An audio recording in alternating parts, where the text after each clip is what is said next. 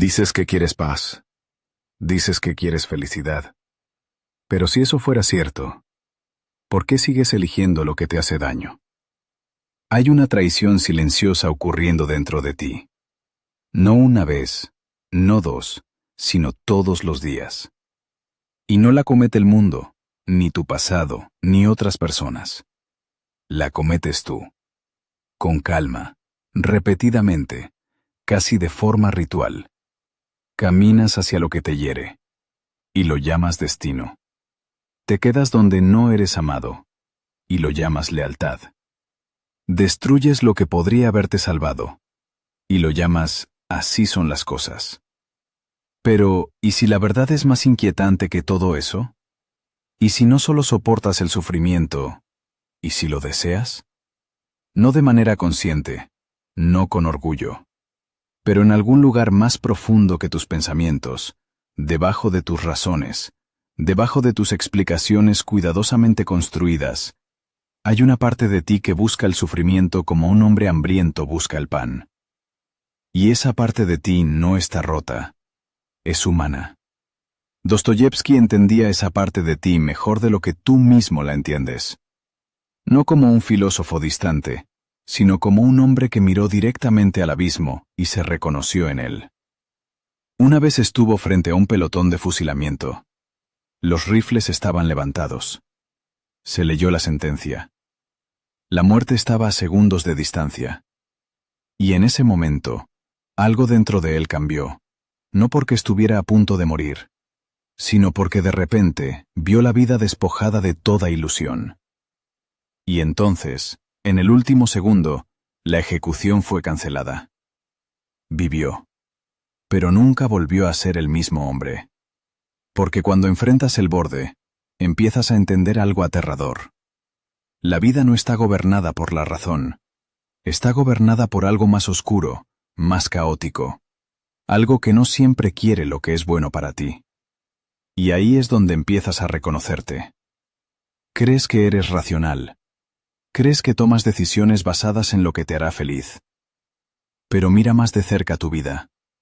Mira la relación en la que te quedaste mucho después de que dejara de sentirse como amor. Lo sabías. Lo sentías. Cada conversación que te dejaba vacío. Cada silencio que pesaba más que las palabras. Cada momento en el que tuviste la oportunidad de irte y no lo hiciste. ¿Por qué? Te contaste historias. Va a mejorar. Solo estoy pensando demasiado. No quiero perder esto. Pero debajo de todo eso, había algo más. Una atracción silenciosa hacia la incomodidad familiar. Porque el sufrimiento, cuando es familiar, se siente más seguro que lo desconocido. Y ahí es donde comienza la paradoja. No siempre eliges lo que es bueno para ti. Eliges lo que te confirma. Dostoyevski escribió sobre un hombre que vivía en el sótano de su propia mente. Un hombre que rechazaba la lógica, rechazaba la felicidad, rechazaba incluso la posibilidad de una vida mejor. No porque no pudiera tenerla, sino porque la rechazaba. Porque aceptar la felicidad significaría ceder el control. Y ceder el control significaría volverse predecible. Y volverse predecible significaría volverse menos humano. Verás, hay algo dentro de ti que se resiste a ser resuelto. Dices que quieres que tu vida mejore, pero en el momento en que las cosas empiezan a estabilizarse, algo cambia. Te inquietas, te irritas, desconfías de tu propia paz. Empiezas a cuestionarla. ¿Es esto realmente lo que quiero? ¿Por qué se siente vacío? Y antes de darte cuenta, introduces el caos de nuevo en tu vida. No de forma dramática, no de forma evidente, solo pequeñas decisiones, pequeñas desviaciones, pequeños actos de sabotaje silencioso. Ignoras un mensaje, procrastinas en algo importante, dices algo que no necesitabas decir, y de repente, la paz desaparece. Y curiosamente, vuelves a sentirte más como tú mismo. Porque el sufrimiento te da algo que la felicidad a menudo no puede. Te da intensidad. Te da una sensación de existencia. Te hace sentir real. Hay un momento, lo has experimentado, en el que todo está en calma, estable, incluso bien. Y aún así, algo se siente extraño. No mal, sino incompleto. Como una habitación silenciosa que es demasiado silenciosa. Como un silencio que empieza a presionar tus oídos. Y en ese silencio, empiezas a sentir algo incómodo. No dolor, no tristeza. Algo peor. Nada. Y entonces te mueves, interrumpes, creas fricción. Porque incluso el dolor es mejor que la nada. Este es el secreto que no quieres admitir. No solo tienes miedo del sufrimiento, tienes miedo de una vida sin él. Porque el sufrimiento da forma a tu existencia, define tu historia. Te da algo contra lo que luchar, algo en lo que pensar, algo que cargar. Sin él, ¿quién eres? Dostoyevski vio esto con claridad. Vio que los seres humanos no siempre actúan en su propio interés. No por ignorancia, sino por desafío. Un desafío extraño, obstinado. Podrías elegir el camino que conduce a la estabilidad, la plenitud, la paz. Y aún así, a veces no lo haces. No porque no puedas, sino porque no quieres ser reducido a una ecuación predecible. Porque si tu vida pudiera optimizarse como una máquina, ¿qué quedaría de tu libertad? Y así eliges en tu contra, una vez, y otra, y otra. Lo llamas errores, pero en el fondo se siente intencional. Piensa en los momentos en los que sabías exactamente qué hacer e hiciste lo contrario. Cuando sabías que debías descansar, pero te quedaste despierto, desplazándote, pensando, dándole vueltas a todo. Cuando sabías que debías hablar con honestidad, pero elegiste el silencio. Cuando sabías que alguien era bueno para ti, pero lo alejaste. ¿Por qué? No es confusión, no es debilidad. Es algo mucho más inquietante. Es la negativa a ser controlado, incluso por tu propia lógica. Hay una parte de ti que prefiere sufrir libremente a ser feliz bajo reglas. Porque la felicidad a menudo viene con condiciones, estructura, disciplina, constancia. Y estas cosas se sienten como restricciones. Pero el sufrimiento es caótico, impredecible, vivo. Te da la ilusión de profundidad. Empiezas a creer que tu dolor te hace más real, más profundo, más significativo. Lo romantizas, lo proteges, construyes tu identidad alrededor de él, y poco a poco, sin darte cuenta, empiezas a necesitarlo. Hay un momento en tu vida, silencioso, casi invisible, en el que ocurre este cambio, donde el sufrimiento deja de ser algo que experimentas y se convierte en algo que mantienes. Repasas viejos recuerdos. Revisitas viejas heridas. Te aferras a resentimientos mucho después de que hayan perdido su propósito. Sigues pensando en lo que salió mal, en quién te hizo daño, en lo que podrías haber hecho diferente. No porque te ayude, sino porque mantiene algo vivo dentro de ti. Un fuego, una tensión, una sensación de movimiento. Porque si lo dejas ir, ¿qué quedaría? ¿Paz o vacío? Y así te aferras, incluso cuando duele, especialmente cuando duele. Esta es la adicción silenciosa de la que nadie habla. No a las sustancias, no a las distracciones, sino a tu propio sufrimiento. Lo alimentas con tus pensamientos, lo refuerzas con tus decisiones, lo proteges con tu identidad. ¿Y la parte más inquietante? Ni siquiera te das cuenta de que lo estás haciendo. Lo llamas solo pensar. Lo llamas procesar. Lo llamas ser realista.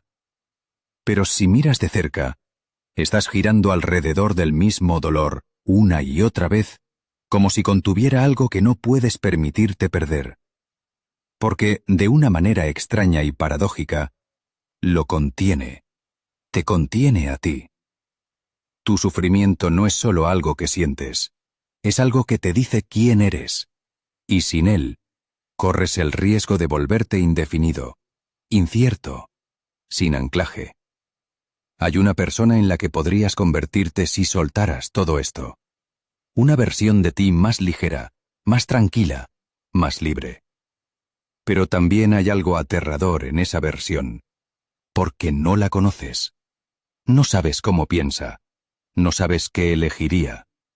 Y así, inconscientemente, te quedas donde estás. No porque sea bueno, sino porque es conocido. El hombre del subsuelo, de Dostoyevsky, rechazaba la felicidad no porque fuera incapaz de ella, sino porque la veía con claridad. Veía que una vida perfectamente racional, perfectamente optimizada, eliminaría algo esencial: la capacidad de elegir en tu contra, la capacidad de actuar de forma irracional, la capacidad de decir no, incluso cuando el sí sería mejor. Porque en esa negativa hay libertad. Una libertad dolorosa, autodestructiva, pero libertad al fin. Y tú también lo sientes. Cada vez que saboteas algo bueno, cada vez que retrasas lo importante, cada vez que te alejas de lo que podría haber mejorado tu vida, hay una satisfacción extraña, una afirmación silenciosa. Yo elegí esto, aunque duela, especialmente si duele. Porque en ese momento no estás siendo controlado por la lógica, por las expectativas, por el mundo. Estás actuando desde algo más profundo, algo irracional, algo humano. Pero aquí está la contradicción más profunda, la que es más difícil de enfrentar. No solo quieres el sufrimiento por el bien de la libertad, lo quieres porque te justifica. Explica tus fracasos, te protege de la responsabilidad.